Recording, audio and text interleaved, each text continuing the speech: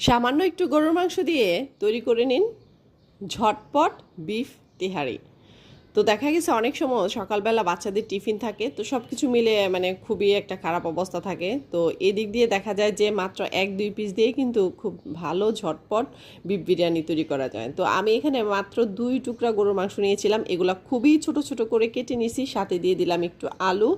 তো এটা একটা প্রেশার কুকারে দিয়ে দিলাম, দেওয়ার পর হচ্ছে খুব ভালোভাবে একটু ভেজে এরপর হচ্ছে বিরিয়ানি মশলাটা দিয়ে প্রেশার কুকারের ঢাকনাটা লাগিয়ে দিলাম। আর আমি কিন্তু এটা ম্যাক্সিমাম সময় বিরিয়ানি বা পোলাও টাইপ আমি প্রেশার কুকারে করে থাকি, ভাতও কিন্তু আমি প্রেশার কুকারে রান্না করে থাকি। তো এটা দেখা যায় সময়টা অনেক বাঁচিয়ে দেয়। আর এই যে দিয়ে দিলাম হচ্ছে কাঁচা মরিচ।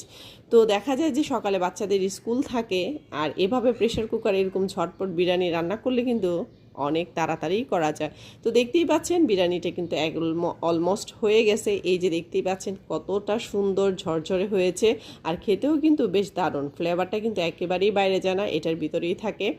তো কেমন হলো আমার বিফ বিরিয়ানি অবশ্যই কমেন্টস করে জানাবেন। আজ এই পর্যন্তই, টাটা, আল্লাহ হাফেজ।